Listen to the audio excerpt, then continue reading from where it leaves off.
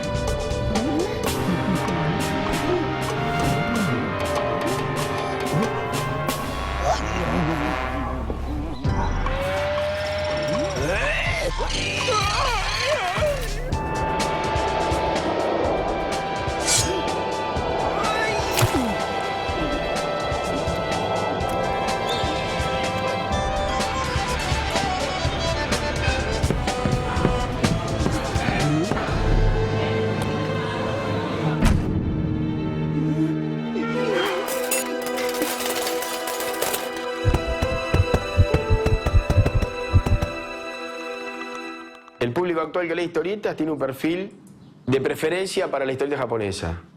Luego está el que le gusta bastante los superhéroes. Y después están los viejos como nosotros que nos gusta la historieta argentina. Supongo que por haber leído tanto, por algún enganche cultural, por nostalgia, no sé por qué. Pero después estamos los que nos gusta la historieta argentina. La historieta a mí siempre me emocionó mucho. Me emocionó de niño porque, bueno, era un niño que no tenía televisor todavía, porque me parece que lo estaban inventando, ¿no? Había cosas muy entrañables que nosotros leíamos con devoción.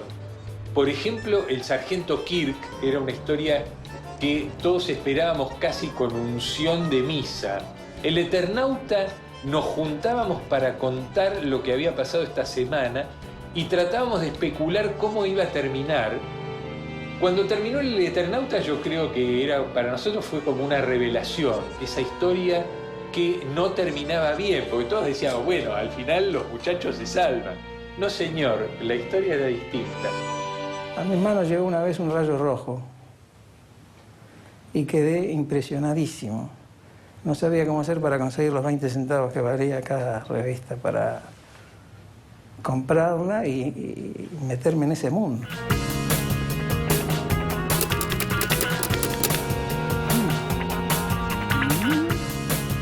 Pero en ese tiempo realmente se leía en revistas de historieta. Era la gran formación, digamos, cultural de los pibes y los adolescentes, ¿no? Y eso era el comienzo de los años 50, que eran los preparativos, los prolegómenos de lo que después se llamó la época de oro de la historieta. Fue una época de oro sobre todo porque se editaban revistas de historieta y el público argentino siempre fue un público muy lector, muy ávido de revistas de historieta adulta, ¿no? La historieta era un género extremadamente popular. El tiraje de algunas revistas de historieta era enorme y era muy común observar a gente de cualquier edad leyendo historieta. Era un mercado poderosísimo Había laburo para los guionistas, laburo para los dibujantes, porque había un público lector y consumidor que consumía varios centenares de títulos. Y las grandes revistas semanales de historieta vendían 200.000 o 300.000 ejemplares. La mayoría de las revistas de historietas, como sigue sucediendo hoy, no eran demasiado buenas, ¿eh? En general eran basura, como siguen siéndolo. Pero, como siempre, existía la posibilidad de tener acceso, encontrarte ahí como cultores de ese género a verdaderos artistas o verdaderos escritores. Porque yo creo que tuve la suerte, como tantos otros chicos de esa época, que aparece en determinado momento Hora Cero y Frontera, ¿no?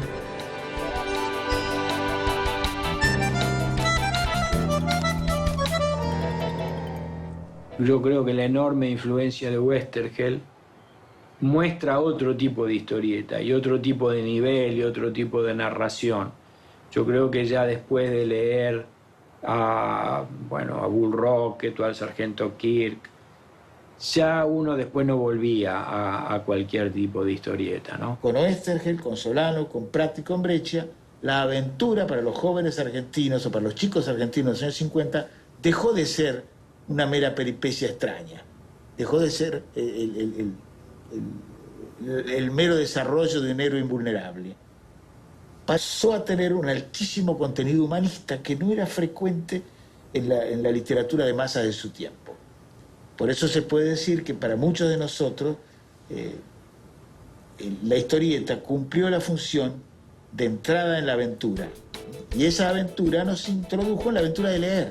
Y eso es lo que en esa época de oro que se recuerda de los años 50 y principios de los 60, lo que hizo Westergel con el grupo al que yo pertenecí y recuerdo con nostalgia, con orgullo, con esas cosas del recuerdo de los buenos tiempos.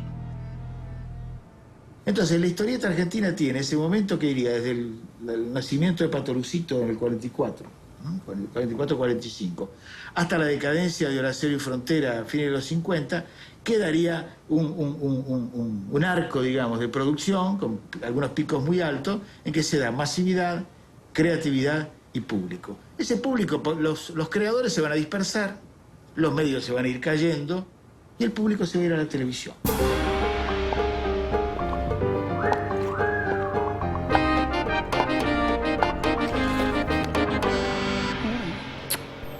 En Argentina hay una escuela de dibujo argentina, como hay una escuela de dibujo francesa que dio lugar a la línea clara, y una escuela de dibujo italiana y una escuela de dibujo americana. En la clasificación, cualquier teórico incluye la escuela argentina de historietas, en donde están Alberto Breccia, Arturo del Castillo, Solano López, en parte Hugo Pratt, que es más nuestro que los italianos, me parece, hasta le había agregado la H a su nombre, que en italiano se escribe con U directamente, ¿no? La prueba de mi preferencia por Hugo está todavía en algunas cosas de mi dibujo, especialmente en las manos, ¿no? Porque yo le copié mucho esos espacios casi artificiales que había entre los dedos, porque la mano es complicada de dibujar, son muchos elementos móviles en un espacio muy chiquito. Él separaba los dedos para, digamos, personificarlos, ¿no? Y considerando de que, a mi juicio, después de la cara, las manos son dos caritas más, y es lo que en los planos cercanos uno puede adicionarle a la cara para dar mayor expresión, para mí fue muy importante aprender ese tipo de cosas, ese tipo de soluciones. ¿Qué consigue dibujar Hugo mejor que nadie? La violencia. Nadie dibujó antes ni después mejor la violencia, el estallido, el cuerpo herido, el impacto de las balas, que lo que dibujó Pratt en los episodios de Ernie Pike del 57 al 59, 60. Nadie lo dibujó mejor. Por primera vez, ¿nosotros qué leíamos? Leíamos hazañas bélicas antes, hazañas bélicas, Butler, Britton, cualquier basura en que los japoneses eran unos pelotudos, los alemanes eran más boludos que en combate, ¿no? Y los ingleses y norteamericanos ni se despeinaban, ¿no es cierto? Y mataban, pero morían como mosca. Y de los de ellos jamás caía nadie, sino cuando estaba muerto decía, bueno, siento el frío que me sube, abrazame, estoy cansado, y se moría en brazos de sus compañeros. Pero a nadie le pegaban los balazos. En Ernie Pike por primera vez se dibuja eso. Y sin morbo. Y sin morbo. Ahora, al tercer o cuarto número del Horacero semanal, abajo decía, historietas para mayores de 14 años. Eran historietas peligrosas. Pero no porque fueran, eran subversivas en cuanto a qué. A que los buenos se morían, y no se morían de lejos como se morían en las historietas de José Luis Salinas. Que los puñales llegaban hasta acá o que las flechas llegaban hasta acá. No. Se veían los agujeritos. Llegó una síntesis del dibujo sin perder la historieta. Yo creo que la verdadera historieta es Hugo Pratt, ¿no? Como lo cuenta, además con un estilo personal y simple, y a la vez no deja de ser humanizado. Y los personajes, a pesar de que son dibujados aparentemente sencillos, tienen todo un clima de seriedad que no te puedes abstraer. A mí me parece una barbaridad. En él se resumía un escritor que dibujaba, o un dibujante que escribía con sus dibujos. Nadie contaba como él, ¿no? Hizo una dupla con un guionista en esos años 50, que era Héctor Oesterhel, y juntos hicieron los personajes más memorables de la mejor época de oro, digamos. Oesterhel se consideraba a sí mismo un oscuro trabajador intelectual, ¿no? Era un artesano que producía guiones, ¿no? Era además un tipo de enorme talento y probablemente el más grande autor de aventuras que apareció acá por estas pampas. Y yo me pareció que era un desperdicio terrible cómo iba a ser historieta un tipo como él, de una cultura tan grande, en fin. Y ahí yo me enojé muchísimo con él, ya estábamos casados. Y yo decía, pero ¿cómo vas a hacer historieta? Porque la historieta era un género menor.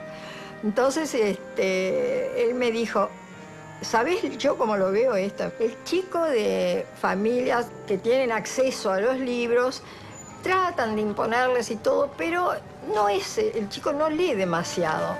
Y la base fundamental de la educación está en leer.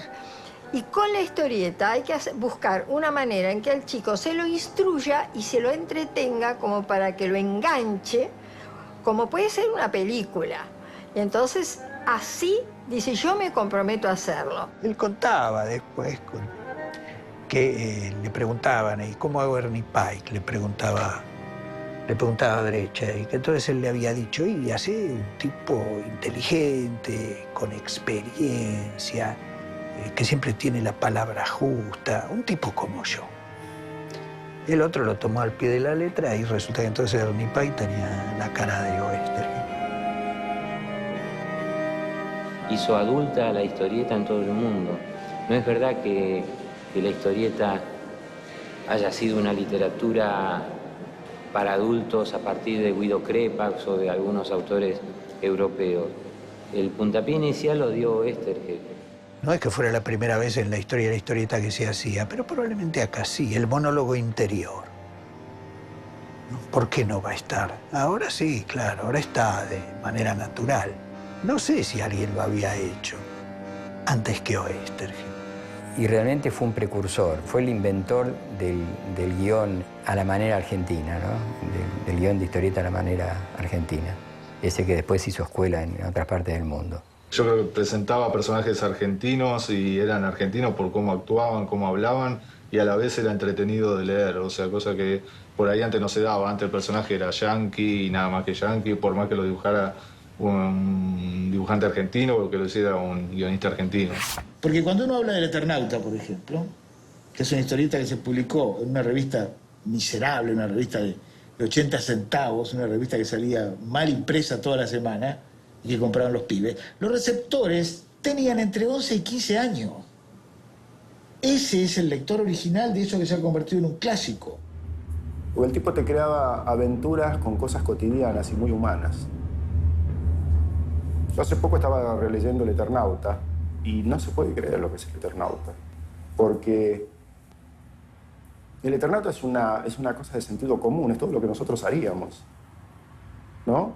Si El Eternauta hubiera sido escrito en los Estados Unidos, seguramente Juan Salvo sería un tipo que trabajaba en la NASA y cuando va a salir por la Nevada Mortal, seguramente tiene un traje de la NASA para poder salir. Juan Salvo no. Se lo hace con un overol, una máscara de pescar, se pone una capucha, se pone unos guantes de albañil, se pone cinta para que no le entre y sale a la calle. Y es lo que todos nosotros haríamos. ¿Me entendés? Esas son las cosas que a mí me gustaban de él. Es ese tipo de cosas. Y además tenía el ingrediente Oesterheld de la carga ideológica que a mí siempre me resulta muy preciada, porque para mí la historieta es un medio de expresión. Cuando se me ofreció la posibilidad a través de Ediciones Récord de volver a conectarme con Héctor Oesterheld para hacer nada menos que la continuación del Eternauta, lo que menos pensé es que iba a ser una historieta montonera, que en realidad es lo que fue. Y una vez que estuve embarcado en la historieta montonera, no me hizo mucha gracia porque me parecía que la aventura de los montoneros, es la realidad política que les tocó vivir, amenazaba ser lo que terminó siendo, una tragedia. Pero metido en el trabajo con Oesterheld y atrapado por el guión, por la historia y por el compromiso y por la entrega que tenía yo al trabajo que hacíamos juntos, seguí adelante. Pero siempre con el espíritu crítico de comentarle al propio Oesterheld en las contadísimas ocasiones que tuvimos de volver a vernos, porque él estaba prácticamente escondido, clandestino, intentando hacerle ver de que eso no iba a parar a ninguna parte, que era políticamente y humanamente un tremendo error. ¿Qué era para Oesterheld la aventura? La aventura era el lugar de la situación límite. ¿Cómo obra un hombre cuando se encuentra ante una situación límite? La aventura es la circunstancia en la cual un hombre común, es decir, todos nosotros, se encuentra ante un desafío en el cual pone en cuestión el sentido de su vida. ¿Para qué carajo estoy acá? A cualquiera le pasa continuamente la aventura al lado. Subirse a la aventura es ser capaz de preguntarse por el sentido de tu vida. Si tu vida vale la pena de ser vivida o te vas a quedar toda la vida en el molde. Vivir una aventura es estar a la altura de los sueños. Eso es Oesterheld. Las elecciones de Oesterheld no lo llevaron en un safari a Nairobi. No, lo llevaron a la militancia revolucionaria. ¿Por qué Oesterheld hizo lo que hizo con su vida? ¿Por qué terminó Oesterheld como terminó? Porque vivió a la altura de su sueño.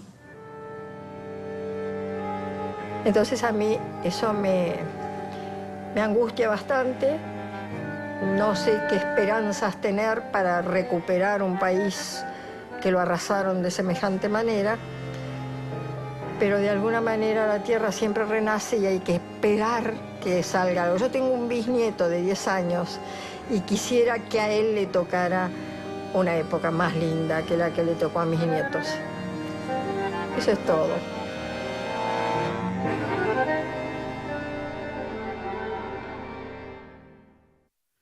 A mí me interesa la historieta de aventuras, o sea, narrar una historia gráficamente.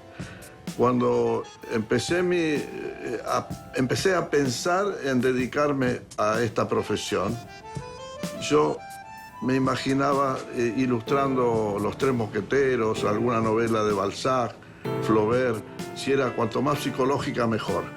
Espero, eran los años 40, 50, nadie me iba a llevar el apunte.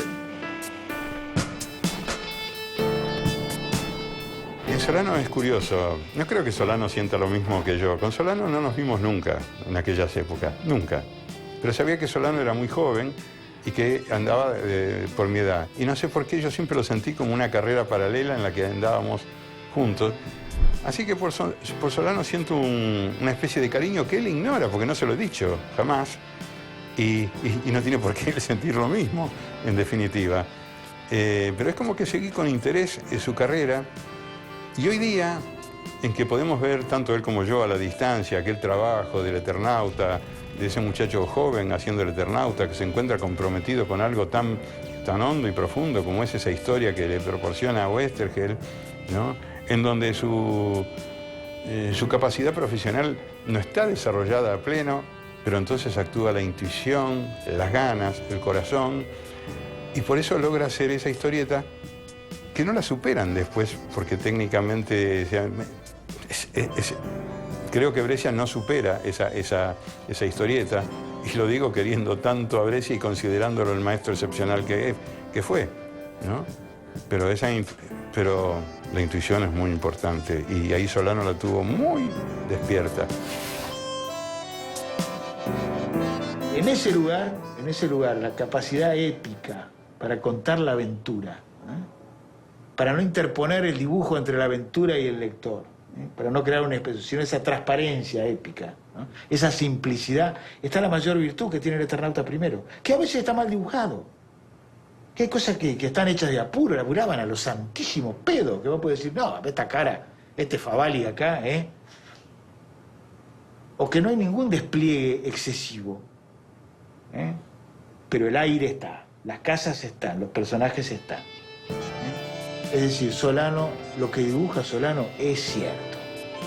Es cierto. Esa es la sensación. Eso es verdad. No hay nada más conmovedor que ver pasar a los hombres robots.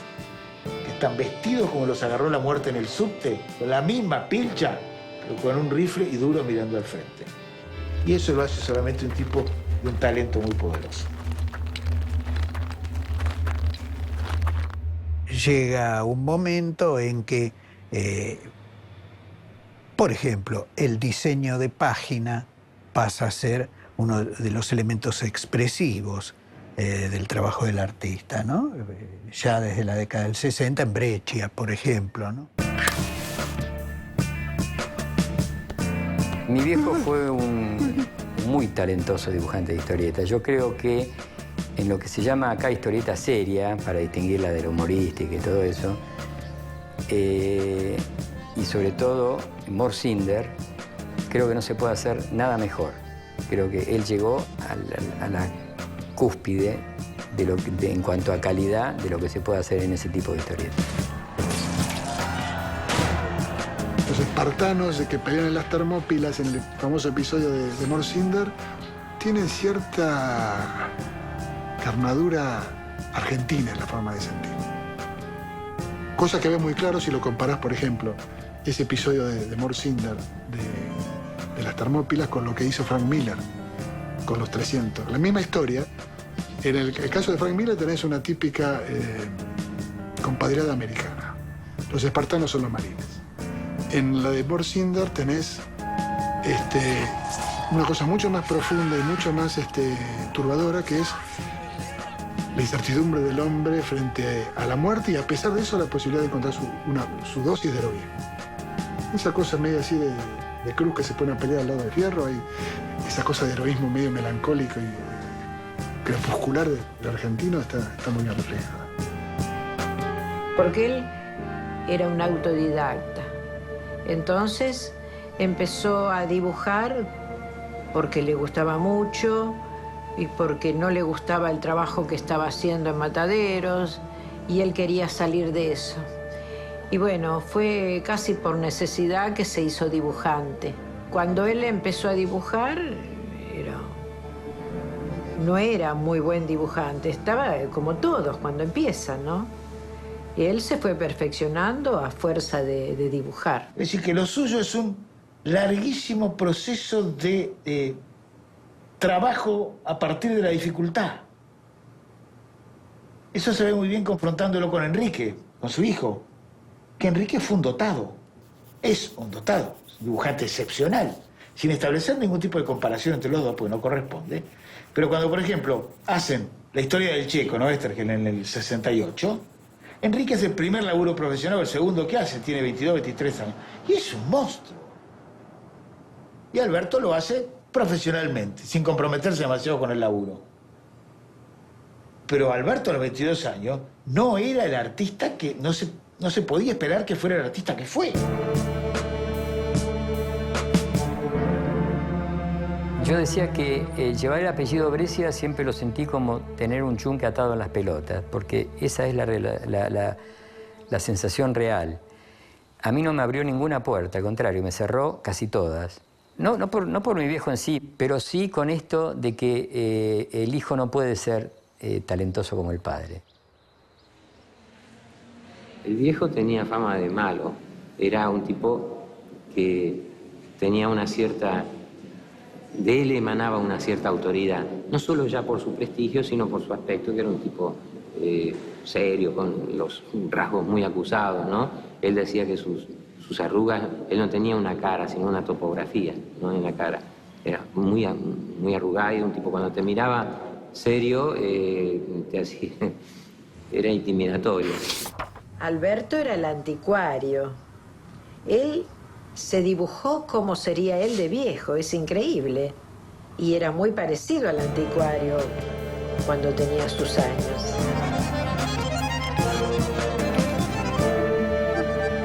Breccia era un tipo extraordinario, un tipo dramático realmente.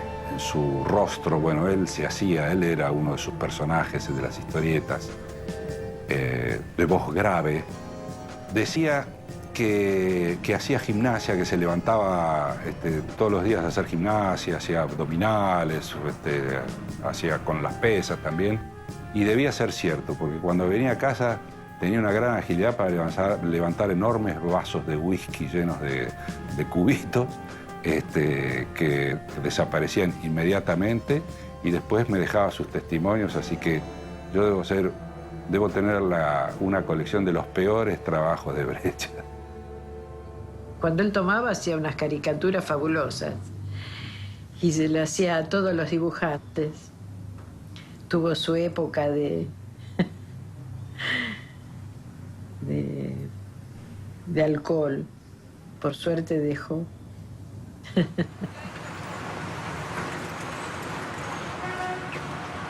Y lo que a Alberto le pasaba era que, como le pasa muchas veces a los grandes artistas, tenía una obra extraordinaria. Todos decían, qué grande maestro lo suyo. Claro, pero nadie lo publicaba. Entre comillas, era muy difícil, era muy raro. No era rentable, no era comercial. Entonces el viejo seguía juntando páginas de obra maestra, pero necesitaba morfar. Sí, cuando sacó por primera vez Morcinder, era un tamaño así grande, se ponían amarillos las revistas colgadas en los kioscos. No las compraban. Ahora se vuelven locos por tener una de esas. Yo tengo dos, que los guardé de esa época.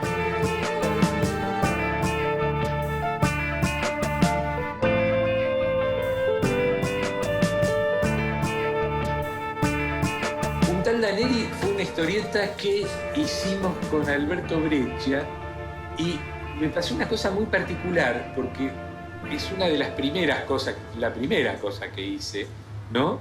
El día que Alberto me trajo los dibujos del primer episodio, que es ese del que Daneri contrae una cicatriz, el mismo día Altuna me mostró los primeros dibujos de Loco Chávez. O sea, yo estaba arrancando con la historieta sin saberlo a la grande, sobre todo con Alberto, que era un autor experimentado y un dibujante célebre, ¿no?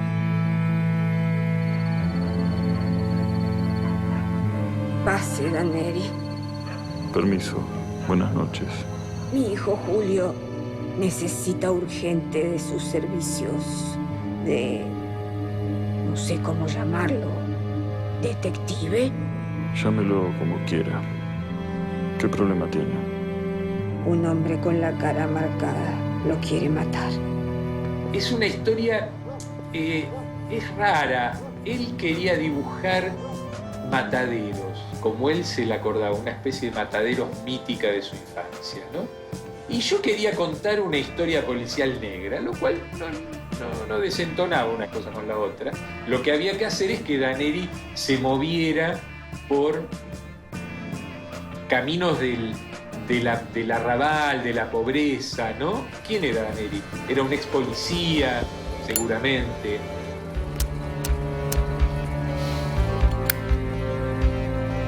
Ahí está Julio. Julio. Ya me di cuenta. Es un poli seguro. Julio. Con algo de fantástico, con premoniciones, ¿no? Con citas de Borges, había citas de Borges, Daneri, ¿no? Era una especie de Malevo del 900, pero muy finito.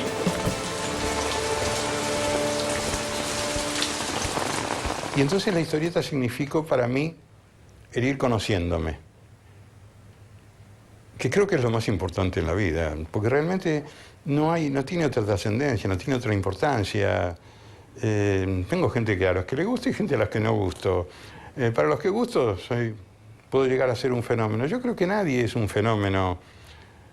Somos sencillamente el resultado de aquello en lo que nos empeñamos. Y si yo tengo la habilidad de dibujar y me esforcé, y bueno, como dice Brescia, quiero llegar a lo máximo que puedo en eso. Que eso máximo sea grande, sea chico, sea pequeño, iba a depender de cómo llega en el otro. Y vamos a depender de que esa creación nuestra, y esto sí lo viví plenamente, de esa creación nuestra llegue de regreso a nosotros. Y a mí me pasó plenamente con Sonoman en el año 96. Me empezó a llamar gente desconocida, a agradecerme Sonoman. Estoy hablando del año 96 y Sonoman salió en el 66, 30 años después. Ese año aparece Soda Stereo y le dedican a Sonoman un homenaje. Y entonces Cerati me dice, estuve a punto de dedicarme al diseño gráfico influido por Sonoman. Me habla en términos parecidos Z. Bossio. Alberti escuchaba, era más joven. Y entonces, qué fantástico, porque cerraba un ciclo de algo que yo me había planteado cuando tenía 29 años. Fue toda una sorpresa, pero cuando se cumple todo eso y me lo empiezan a agradecer, y hasta el día de hoy, la gente, ustedes no lo pueden creer, yo tengo el sitio y entonces a través del sitio me llegan. Las profesiones más diversas la relacionaron con Sonoman. Hace poco recibí de La Plata, soy astrónomo, en parte yo se lo debo a Sonoman. Ya se los advertí, aquí tienen música para volar.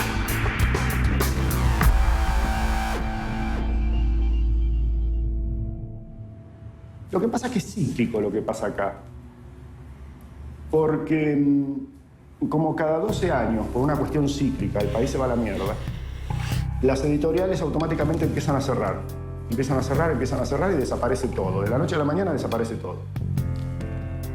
Y después se vuelve a acomodar nuevamente. Esa época que te nombro, de la época de Oestergel, con Prat, con Breccia, con Arturo del Castillo, con todos estos monstruos, llegó a un momento que empezó a caer. Empezó a caer, la editorial cerró todo, bla, bla, bla, bueno, y hubo una especie de vacío.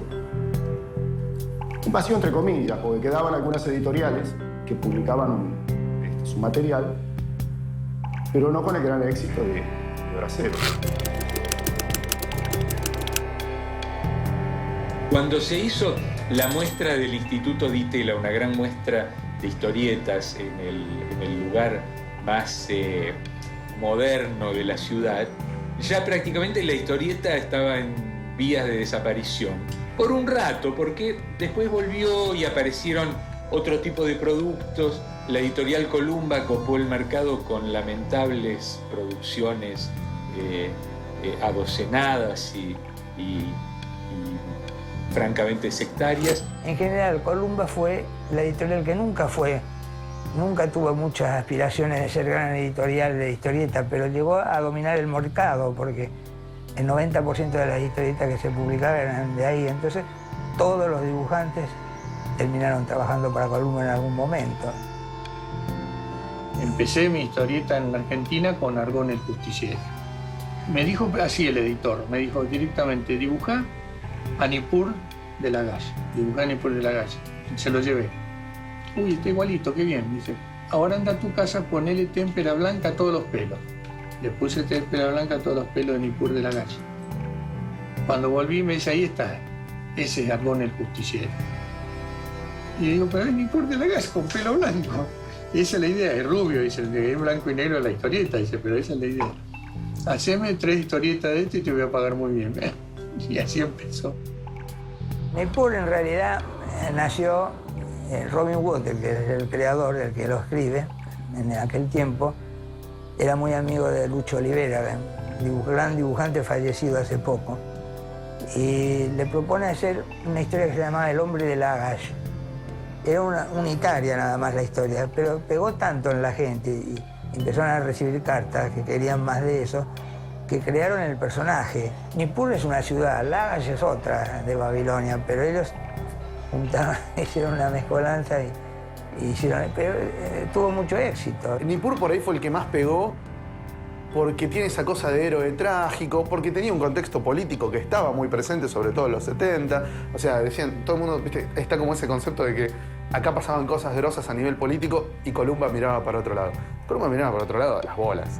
O sea, si vos lees Nippur, hay cosas que son muy referencia clarísima a lo que pasaba en la política argentina en ese momento. Nippur trata mucho sobre el poder, más allá de la aventura, ¿no? Y de contra quién peleamos hoy. El tipo está todo el tiempo metido con reyes, príncipes, generales, sacerdotes. Nippur es una historieta sobre el poder, claramente. Entonces me parece que eso como que encontró su agujerito, incluso en un público como el de Columba, que no sé si lo entendía entero, ¿no? Porque las revistas de Columba estaban apuntadas a un público de limitados recursos económicos y en algunos casos también de poco acceso a la educación. Sí, se vendía mucho, se vendía más que el Diario de la Nación, se vendía un solo título. Así que era un boom. Yo tenía ofertas de Estados Unidos y trabajaba para acá. Porque me convenía trabajar acá, así que se puede dar cuenta cómo era el asunto.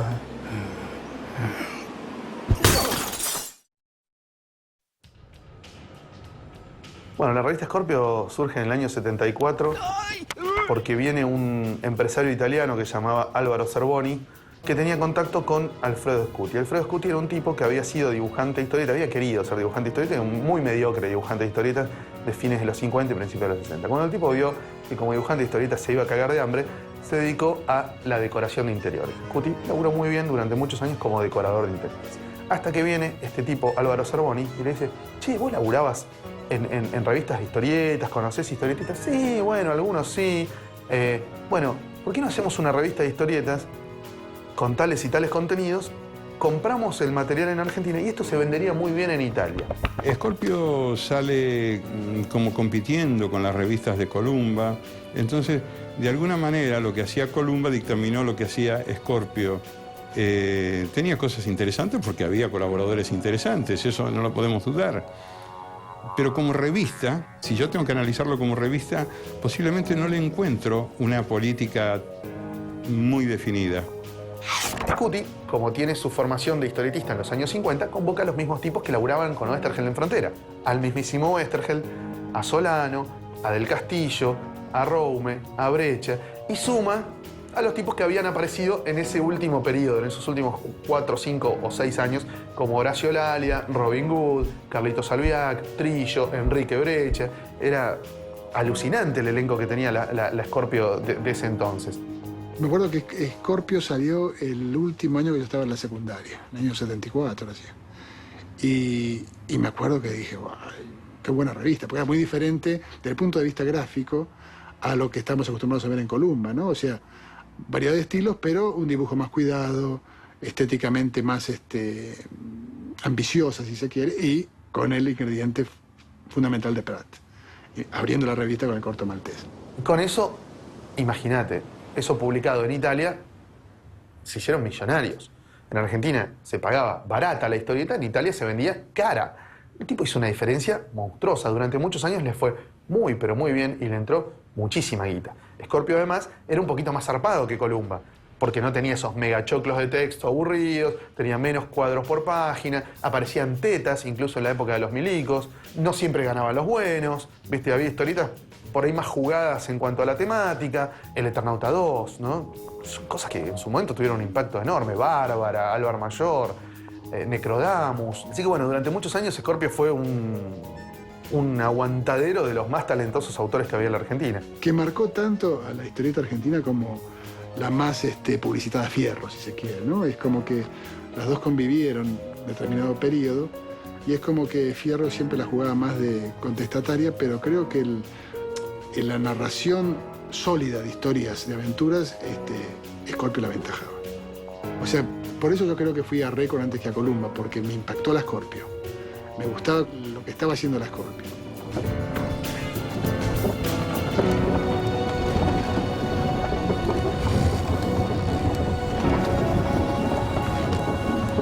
Yo trabajé muy poco en esa editorial precisamente porque había salido de Columba, porque no respetaba los derechos de autor. Y Scuti tampoco lo hacía, y entonces hice muy pocas historietas, más por razones de supervivencia que de otro tipo. Sí, en general el editor argentino siempre fue muy pirata en ese sentido. Yo trabajé para Record, para Scuti, durante muchos años, todo Álvar Mayor, Peregrino en las Estrellas y todo lo que hice con Sacomano, en fin, son miles de páginas. Yo tenía que firmar una cláusula, como firmábamos todos, como Mandrafina, como Fernández, Macaño, Seijas, todos los que trabajamos para ahí, donde cedíamos todos los derechos, porque no había otra forma de trabajar, era eso o nada. Esas historietas después se republicaban en Italia y directamente nos afanaban los originales. Yo no tengo una sola página de ninguna de estas cosas que te nombré, no tengo una sola página original de Álvaro Mayor, ni del Peregrino, ni de ninguna.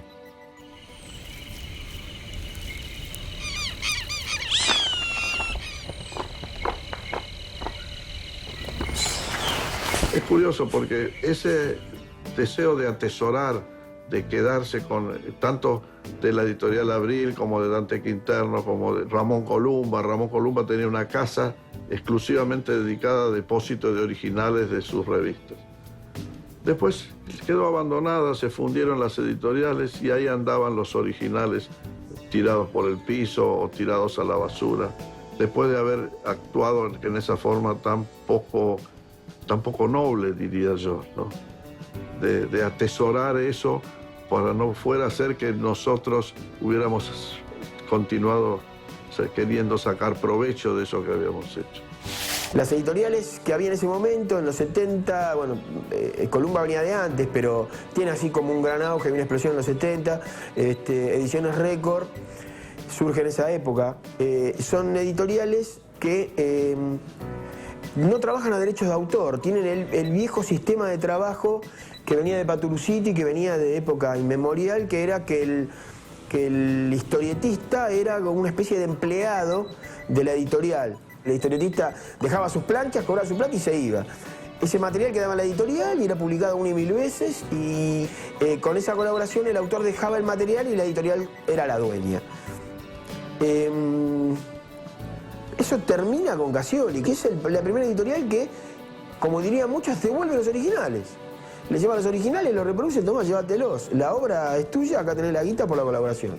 Esa manera de trabajar es la que marca el ritmo de trabajo hoy y eso empieza con Cassioli. Porque cuando los originales son del dibujante, yo creo que pone más amor. Cuando él sabe que es su trabajo y que lo va a tener y que después, como pasó más adelante, hasta algunas veces yo hice contacto con gente del exterior y publicaron la misma historieta en el exterior, pero las vendieron ellos, yo no tuve nada que ver.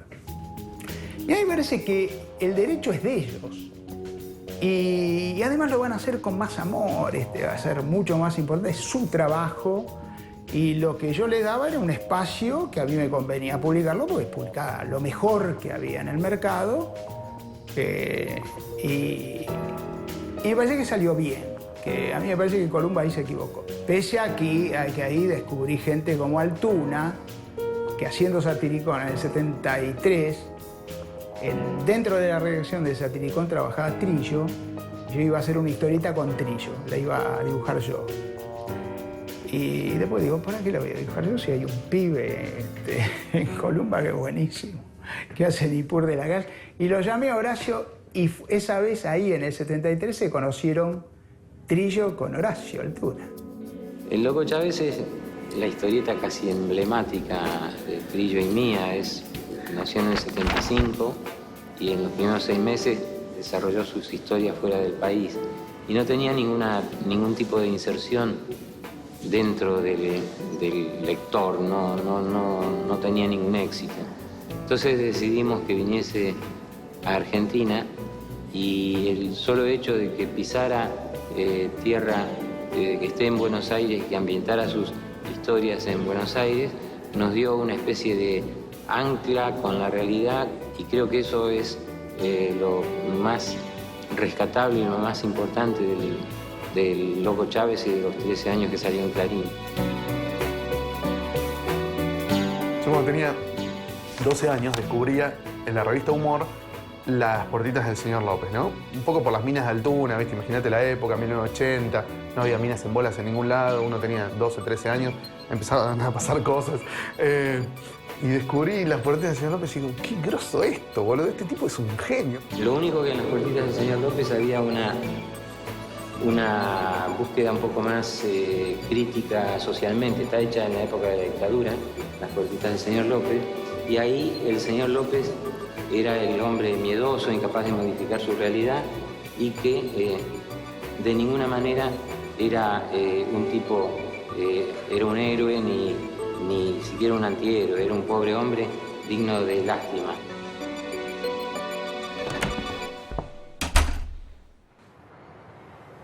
Yo nunca llego a publicar historietas serias.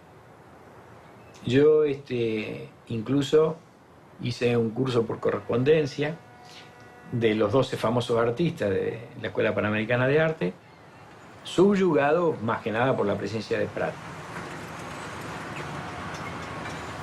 Cuando yo recibo finalmente el diploma, digamos, cuando termino el curso, pese a lo que posiblemente yo creía o suponía,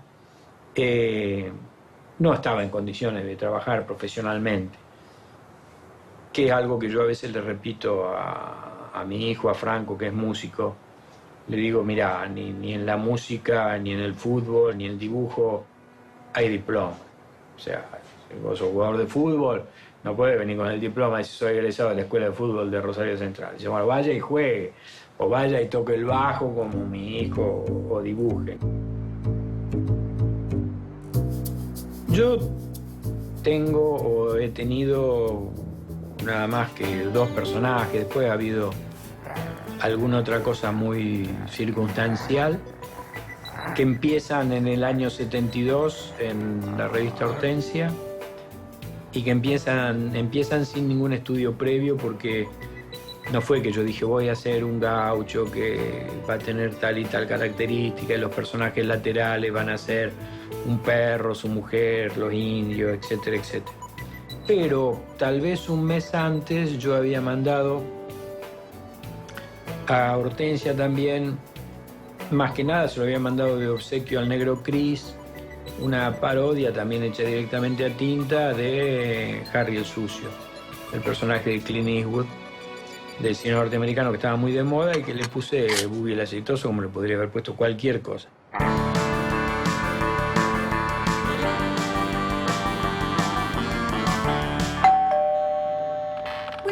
Señora, estamos haciendo una encuesta. ¡Oh, qué emoción! A mí nadie me pregunta nada. A nadie le interesa mi opinión. A nosotros sí, señora. Pase, pase. Vengo con un compañero de trabajo. Adelante, joven.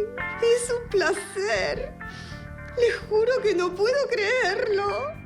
¿Qué programa de televisión está usted viendo? El corazón de Julie, en Canal 8. ¿No está viendo 15 para el 15? Oh, no, eso es insoportable. Pero lo ha visto ya, señora. Solo aguanté 2 minutos, es espantoso. Debería usted verlo mejor, señora. Ni loca, es detestable. Observe. Mire bien, señora. Ay, Dios, allí está ese imbécil. Observe bien, señora, para poder opinar. ¡No quiero verlo! 15 para el 15 es un buen programa. ¡No, lo odio, lo odio! Le romperé el brazo, vieja idiota. ¿Le gusta o no le gusta? Tendrá que arrancarme los ojos. Diga que le gusta, vieja resplandecida. Oh, sí. Está bien. Me gusta. Firme aquí. Ay, el director de programación se alegrará, Boogie. Que vengas tú encarece un poco la investigación, pero los resultados son mejores.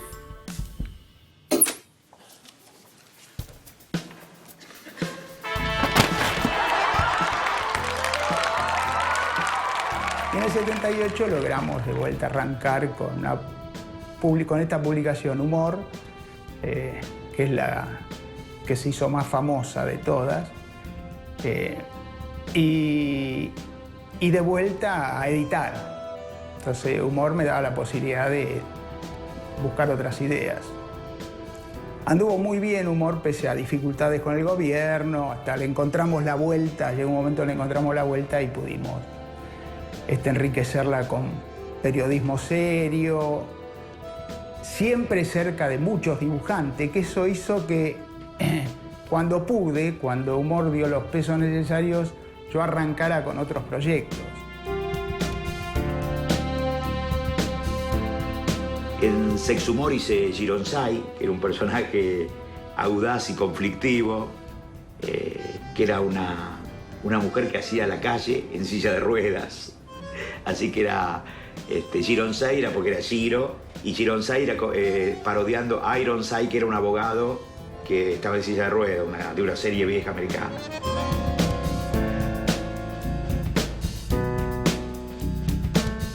Bueno, tenía muchísimos adeptos y también tenía sus detractores, ¿no? Y nosotros habíamos presentado la revista en el Teatro San Martín, mejor dicho, a los dibujantes de la revista, porque en ese momento había una avidez muy grande de conocerlo, era un momento del despegue, del destape, qué sé yo. Hicimos una presentación de la revista en el Teatro San Martín, entonces, bueno, Fabre presenta a todos los dibujantes, con la gente así, y cuando me nombran a mí, yo, para el que no me conozca, bueno, tengo un problema en una pierna. Entonces, cuando me nombra a mí, Fabri dice, bueno, está O'Keefe, Red, Meiji, Maicas. Entonces, uno se levanta del público y dice, ¿usted es el que hace Gironsay? El del público, estaba lleno. Le digo, sí, yo lo...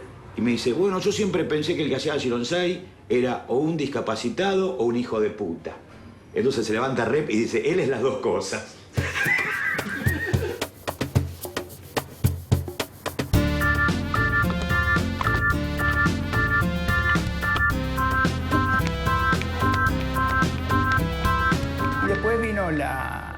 Más adelante, cuando ya Superhumor, que había sufrido la pelea con el gobierno militar y venía muy politizada y ya estaba perdiendo las características de revista historieta, pensamos seriamente en hacer Fierro, que fue la revista de historieta de la editorial, ¿no? La que creó un espacio interesante. Pero siempre yo hice esos proyectos porque los dibujantes estaban a mano. Tuve la posibilidad de que volviéramos a trabajar juntos con Andrés Cassioli para hacer la revista Fierro en el año 84. Las circunstancias eran distintas, era un momento muy especial, lo que se ha llamado, se puede describir como la primavera democrática del alfonsinismo, ¿no? La revista Fierro participó de algún modo de ese clima, fue parte de una ola, creativa y de una ola de creatividad cultural de aquellos años que coinciden prácticamente con ciertos momentos en que la sociedad supone que lo que viene va a ser mejor que lo que tiene a sus espaldas, ¿no?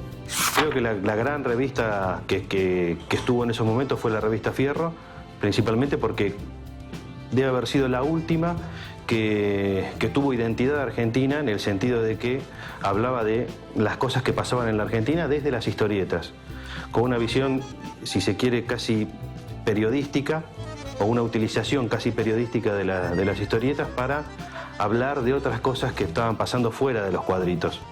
Sobre todo la mirada para atrás de lo que había sido la última dictadura, el armado y la entrada de la Argentina en el periodo democrático y los problemas que podían empezar a surgir ahí.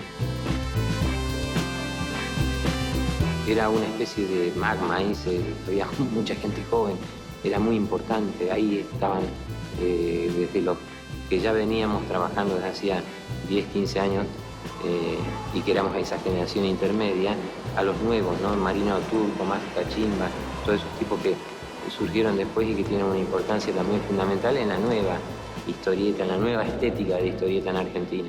En ese momento ya ninguno era pendejo, todo el mundo andaba alrededor de los 40 años. Me refiero a Altuna, Mandrafina, Breccia, no digo de niño porque recién empezaba, aunque generacionalmente pertenece a eso, José Muñoz, Fontana Rosa, etcétera, etcétera. Porque creo que tenía una selección de dibujantes maravillosa, pero repito, no en el mismo nivel de los guionistas, salvo aquellos más conocidos. Entras ya a hacer una historieta más para una élite, en el sentido de que son historias mucho más complicadas, donde uno no... Yo al menos soy un lector de historias clásicas, ¿no? Donde hay un enigma, donde hay algo que resolver, donde la historia va hacia algún lado, donde me cuentan algo. Con Fierro muchas veces me pasaba de que daba vuelta en la página y decía, ¿cómo se terminó la historieta? ¿Ya terminó? ¿Qué pasó? Porque la sensación era que no había una historia fuerte para contar. Había dibujantes formidables. Y creo que fue una revista excelente, con las tapas de Chichone, que eran en general una maravilla, pero ya para otro público mucho más especializado, donde ya estaba el análisis, el estudio de la historieta, mirarse a sí mismo. Ya no era esa cosa popular, masiva de consumo general, ¿no? Siempre decíamos, no sin ironía, que era una revista que no le podía gustar entera a nadie. Es decir, los que disfrutaban de la ciencia ficción de Juan Jiménez y el dibujo de Naves y Monstruos no soportaban el claroscuro o el blanco y negro exacerbado de José Muñoz, por ejemplo. No entendían a Perramus o preferían otro tipo de cosas. Es decir, convivían el dibujo de los profesionales de Lizán con Jorge Barlota con las historietas de Horacio Altuna, por ejemplo, o de Trillo. Y eso creo que era una propuesta muy, muy interesante. Fierro era representativa y fue durante 8 años, creo que representativa de gran parte de la historieta que se producía en este país.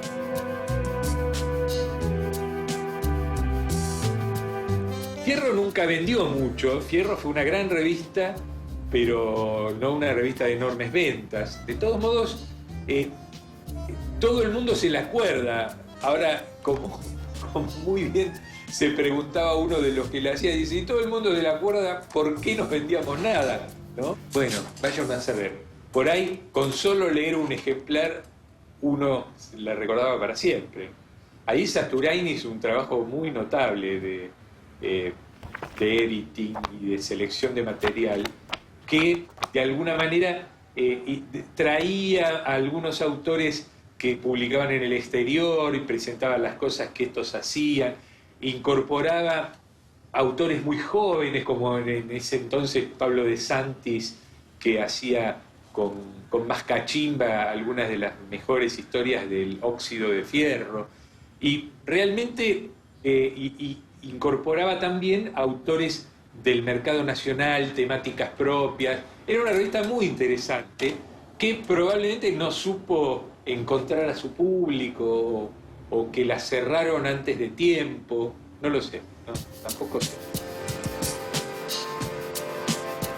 Yo tuve problemas muy serios porque las mismas historietas que publicaban acá, lo que decía antes, y los derechos eran de los dibujantes, la mayoría publicaban en España, en revistas de España, y que después, con esta importación indiscriminada, este mercado abierto por el gobierno de Menem, hizo que viniera esa revista y los diarios acá la compraban por kilo, porque era devolución de España que venía acá, con prácticamente muchas de las historietas que yo publicaba en Fierro.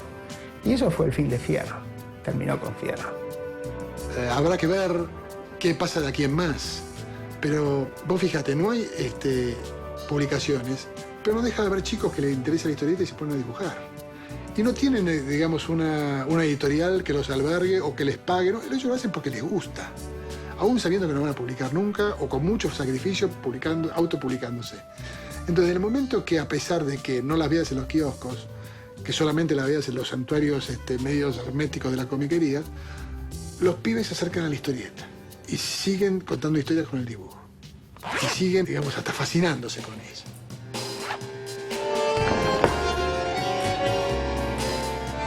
Bueno, los fanzines son un producto de este estallido que se produce cuando sale la Fierro, ¿no? En el 85, 84, donde resulta que había literales centenares de chicos que querían publicar sus historietas en este nuevo medio que aparecía. Bueno, en Fierro había capacidad de publicar 10, 12, no muchos más, pero había cientos.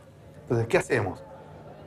Esto, sumado a que en ese momento estaba la fotocopiadora y la fotoduplicación, que eran cosas que no existían en los 70, por ejemplo, hizo que los chicos empezaran a sacar sus propias revistas fotocopiadas, mostrando sus propias historietas. Se agrupaban de varios, hacían antologías repitiendo el formato clásico de Fierro, Scorpio, etc.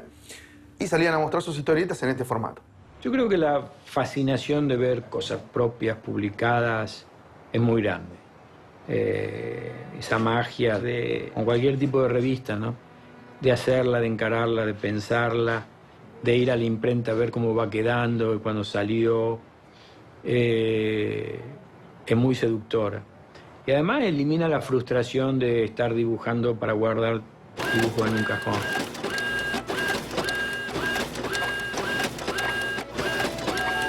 Se produce a partir del 92, 93, esa especie de retirada del mercado de la historieta nacional de todas las publicaciones de antología de Fierro, Scorpio, Portitas, Columba empieza a republicar material viejo, etc. Y es como que ese espectro del cómic nacional no tiene representación en el mercado. Se queda una enorme masa de autores que quieren trabajar en ese estilo y de lectores que quieren leer historietas de ese estilo sin nada para comprar y sin nada para leer. Hubo un momento entre principios de los 90 hasta el 94 que empezó a morir todo. Era la época, bueno, cayó Fierro, Scorpio, todo. Y en el 94 cuando aparecimos nosotros también aparece, no sé, la Comiqueando de Corsi, aparecen un par de fanzines. Y después ya 95, 96 empieza todo este furor que lo llamaban el boom de los fanzines, me acuerdo. Pero bueno. Después fue como un boom, un auge de la revista independiente, se formó el AI, la Asociación de Revistas Independientes, había, no sé, 80 revistas anotadas más o menos, 60, 80 revistas. Y bueno, y después aparecieron los eventos, con Fantabaires, se empezó a generar como una movida de fanzines a tal punto que había eventos exclusivamente de fanzines, como fue el Historietazo, que fue el primero, después aparecieron historietas bajo tierra y eventos ya mismo en provincias, ¿no? Pero éramos nada, toda gente que estaba empezando, que estábamos aprendiendo, que estábamos con inquietudes, con ganas de mostrar nuestro laburo, ya que no había editoriales, queríamos mostrar nuestro laburo por nuestras cuentas. Me acuerdo que la primera vez que vi la Cazzole, que siempre lo cuento, que fue en el colectivo, que Julio, viajamos justo de casualidad juntos en el colectivo, que rara vez era porque no coincidían los horarios, y le pregunto ¿en qué andás? Y él me muestra, estoy por sacar una revista, y me muestra la Cazzole. Y yo digo, yo hago también historieta, yo quiero publicar ahí. Y me dice, no, esta ya sale mañana, ya ahora la estoy mandando a la imprenta. Y bueno, quiero publicar en la que viene, el número 2, listo, bueno, dale. Quiero hacer la tapa. Y bueno, dale, hacé la tapa, ¿querés hacer la tapa? Y bueno, así publiqué en el número 2. Era un fanzine que era fácilmente reconocible. Vos lo veías y, la Cazzole, decían. Veías las historietas y eras un Cazzole. Y eso está buenísimo.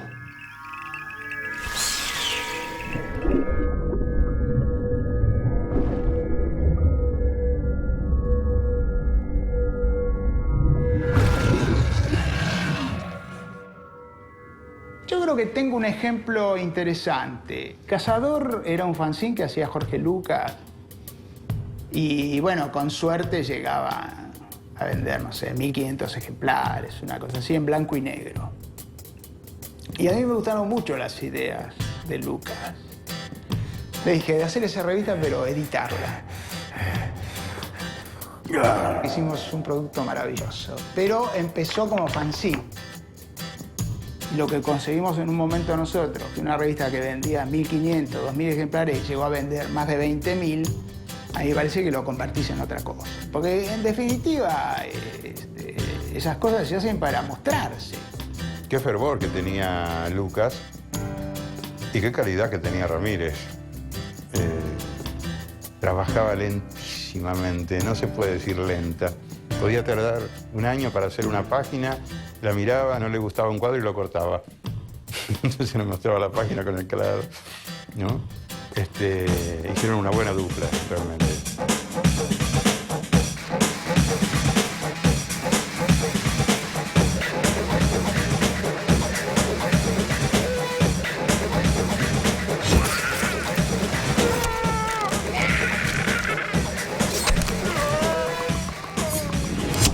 El cazador argentino, o sea, decidimos hacerlo así, argentino, y que fuera un tipo inmortal, porque bueno, o sea, porque todo personaje de historieta tiene que tener cierto grado de inmortalidad, y muy, muy zafado en cuanto al vocabulario, y un tipo que le pasaban cosas muy malas, que tenía una máscara, no se sabía por qué, y se agarraba a piña con todo el mundo. Porque los chicos de Cazador estaban haciendo Cazador y Cazador salía en blanco y negro. Y yo me había comprado la Mac, me había costado un huevo comprarme la Mac, que tenía un disco rígido de 80 megas, y una memoria RAM de 8 megas. Y con eso se pintó.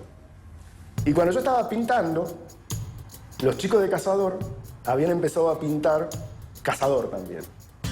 Pero Silver Six salió una semana antes. Entonces te podría decir que sí, que fue la primera, ¿no? De poner el color así. Que fue todo un trabajo. Fue todo un trabajo. Porque no teníamos antecedentes. Qué sé yo ponía un rojo que era espectacular y me traían los prints y era un violeta. Y yo, pues, ¿cómo violeta? Y yo puse rojo. No, porque son colores virtuales, vos tenés que tener en cuenta los porcentajes. Y claro, veía tenía un 90% de azules. Entonces, claro, me daba violeta. Y eso lo fuimos ajustando hasta que aprendimos, ¿no?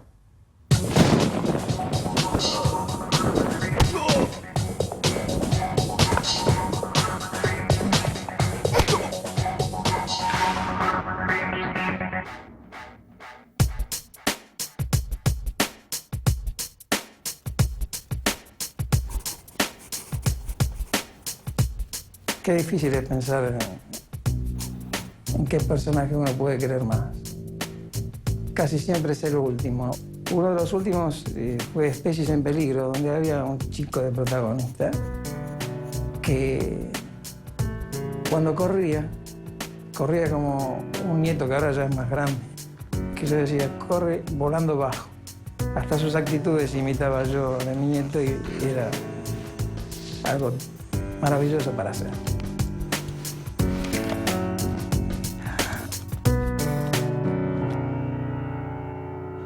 Yo había leído de declaraciones así de grandes dibujantes que decían que dibujar no era una cosa así tan sencilla, tan esto, y que sí, era muy lindo, era muy divertido, pero a veces había que hacerlo sí o sí, pasare lo que pasare, ¿no? Y entonces uno contaba como una noche que hubo un apagón de luz, con la luz de la vela tuvo que terminar el original para entregarlo.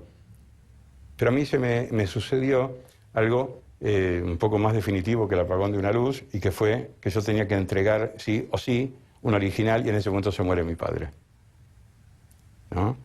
Y a pesar de que yo no había terminado el original, me fui a la editorial, y como uno se niega a las cosas, lo terminé con mi nerviosismo,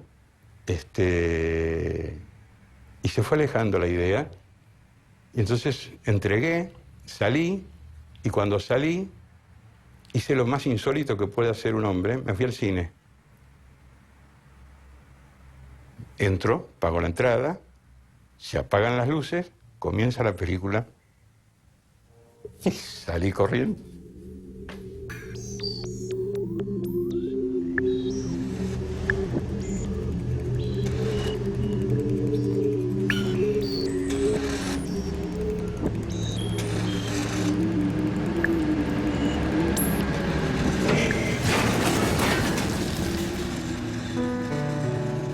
Me gustaría que en algún momento tuviera la misma aceptación que hoy puede tener cualquier otro medio artístico, ¿viste? Yo, por ejemplo, no conozco a nadie que diga, no, yo libros la verdad que no leo. O no, la verdad que el cine a mí no me gusta. Si decís eso te miran con cara de raro, ¿viste? Como si dijeras, no sé, no me gusta la Coca-Cola, no me gusta el dulce de leche, no, es que no me gusta irme de vacaciones. Pero hay gente que dice, no, yo historieta no leo. Y parece lo más normal del mundo, ¿viste? No, yo no leo historieta. Y nadie lo mira como si fuera un freak mutante con tentáculos que le salen de la frente. Mientras que si vos decís, no me gusta el teatro. A mí, por ejemplo, no me gusta el teatro. Y cuando digo no me gusta el teatro, me vienen como diciendo, macho, vos estás en pedo, ¿viste? ¿Cómo no te gusta el teatro? No, no me gusta. Sé que no es normal, pero tampoco es normal que alguien diga, no me gusta la historieta, ¿entendés? El mercado fue descendiendo hasta desaparecer. ¿Por qué desapareció acá y los autores nacionales se tuvieron que ir corriendo a trabajar para los norteamericanos y para los italianos y para los franceses? Yo, la verdad, no me animo a decirlo, pero alguna cosa hicimos mal, seguramente. Yo creo que cuando cerraron esta revista no se tomó conciencia de todo lo que se perdía. A mí me da la sensación de que era como obvio que iban a cerrar, que habían cumplido su ciclo, que dejaron de vender, que bajaron las ventas, que patatín, que patatán. Pero creo que en ese momento no se tomaba conciencia de la fuente de laburo que se perdía y de la importancia como un medio que se cerraba. No, me da lástima. Yo tengo un recuerdo como nostálgico. A mí siempre me gustó muchísimo la historieta, pero me parece que todo lo que pasó fue tristísimo. Fue triste, porque fue momentos de mucha felicidad. Cuando nosotros hicimos Super Humor y Fierro, estábamos en la gloria. Que se perdieron, son cosas. Se perdió todo acá.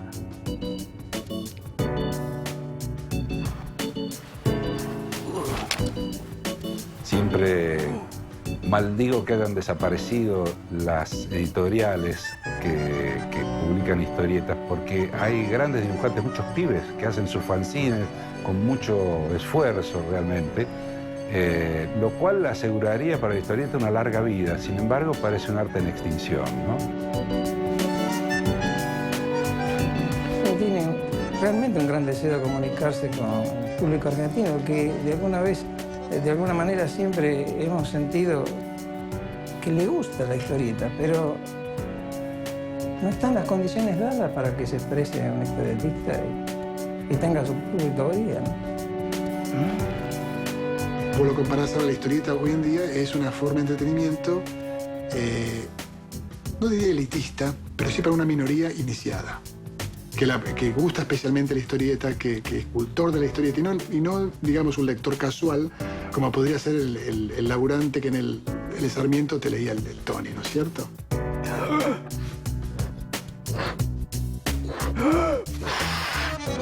Si sigue existiendo un público ávido de consumir historieta, creo que va a haber más aperturas como la de Fierro, más gente que se anime a invertir en revistas de historieta. Si no, no sé, desaparecerá. Pero soy optimista respecto a eso.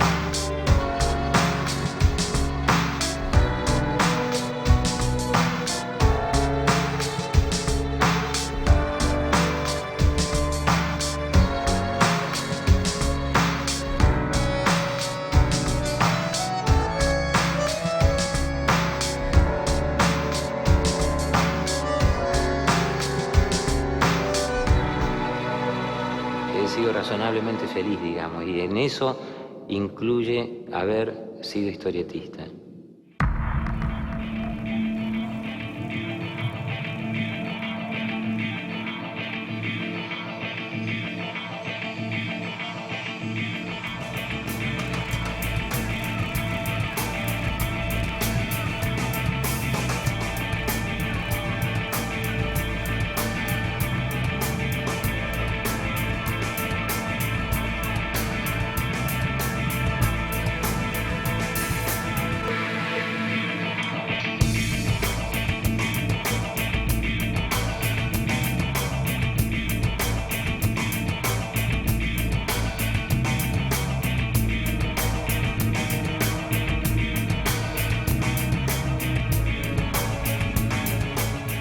Qué bueno sería volver con otras herramientas, con otra forma de cautivar a los pibes de ahora.